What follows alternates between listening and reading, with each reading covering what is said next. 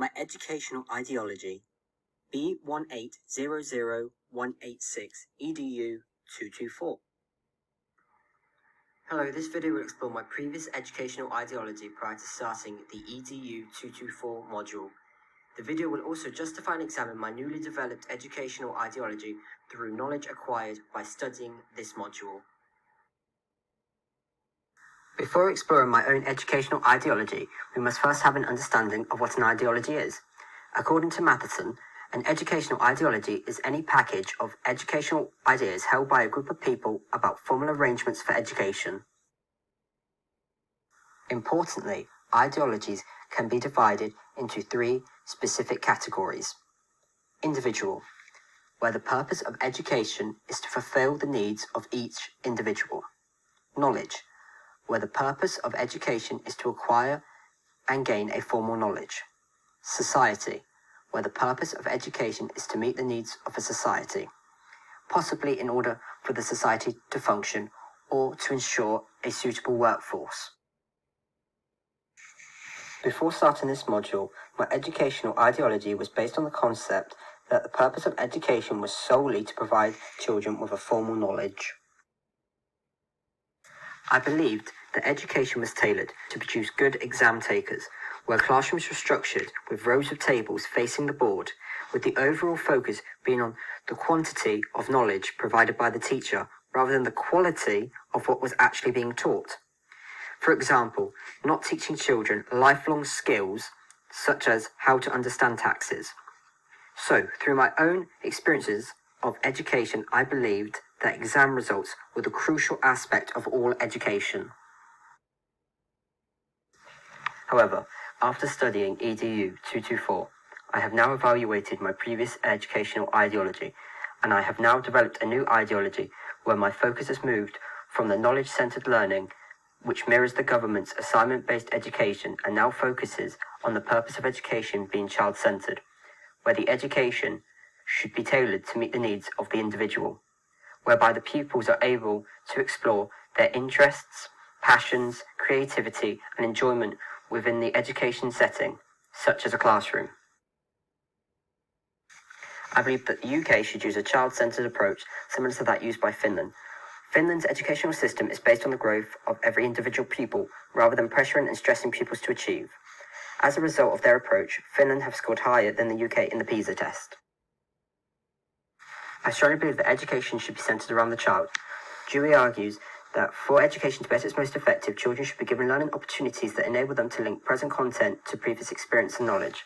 I believe that education should tailor opportunities to meet the needs of the individual pupils as a way for them to gain knowledge, rather than subjecting every child to the same education, which would be unlikely to stimulate their thirst for knowledge. The true romantic thinkers that my ideology closely linked with are Montessori and Dewey. Both of these thinkers had a strong belief that children learn through experience, and that the child's individual needs must be met in order for learning to take place.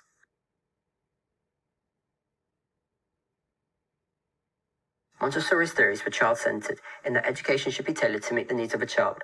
Montessori strongly believed that children were naturally motivated to learn, but at their own pace. This links in with my own ideology, as I believe that every child is unique, so education should allow pupils to develop at their own pace in order for their needs to be met. Methods used by schools to meet pupils' needs can be seen today. Unlike Montessori, I believe that classrooms are often adapted to be more stimulating to pupils, with posters on the walls of literacy devices and grammar rules. Montessori believed that the educational environment, such as a classroom, should heavily focus on the interests of pupils, with the teacher acting like the facilitator of learning rather than the dictator of knowledge. Teachers should structure the curriculum around the pupil's interests. If a pupil has a passion for art, the teacher must adapt methods to provide that pupil with tasks involving such activities like painting and drawing. This links in with my own ideology, as I believe that pupils are most likely to be drawn to activities which match their own interests. My ideology closely links with Dewey, who argues that pupils learn most effectively through interaction with their educational environment, such as the classroom or teachers, and practical hands-on experiences. Evidently, Dewey and Montessori have similarities in their theories, in that they both believe that pupils learn most effectively when taught through practical experiences that interact with their environment. As part of my ideology, I believe that children should start school at the age of 7, which is the same as Finland. I strongly think this would allow children time to experience an actual childhood. Allowing children time to experience a childhood would result in them learning at their own pace and discovering/exploring their own interests from hands-on experiences. Hands-on experiences of their own interests would mean that children are in control of their own learning. I believe that allowing children to be free to gain their own skills and knowledge is vital. Forest schools would be a good example of hands-on education, which allow children to experience the environment around them. Through forest schools, children learn transferable skills such as how to use tools safely. These transferable skills can be used in later life. Forest schools teach children the importance of rules and boundaries, while allowing the children to explore their environment and the freedom to discover their interests. Forest schools link with the theories of Montessori and Dewey that the environment is a crucial part of a child's education. Within my ideology, I believe that creativity is a vital element of the curriculum. The key thinker that my ideology links with is Sir Ken Robinson, as he believes in the power behind understanding creativity. In a 2006 TED talk, Robinson stated that creativity is now as important in education as literacy, and we should treat it with the same stature. Without the use of creativity, all pupils would be the same, like robots. This is why creativity is crucial in education, as it allows pupils to express their interests in a variety of ways. The education system should incorporate creativity into the curriculum in order to make the more academic subjects, like science, more stimulating. I strongly believe that every child has the ability to be creative through their own individual interests, such as music and dance.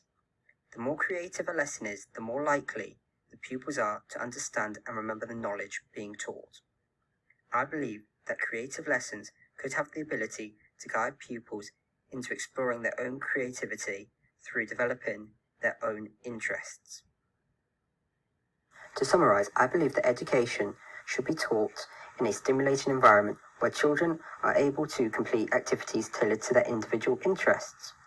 I further believe that education should meet the needs of each individual, similar to the theories of Dewey and Montessori. The educational environment should offer practical experiences where the pupils can be offered the freedom to explore their own interests. I believe that the curriculum should be using more creative methods of teaching the academic subjects in order for pupils to fully engage within the lessons. Thank you for listening to my educational ideology.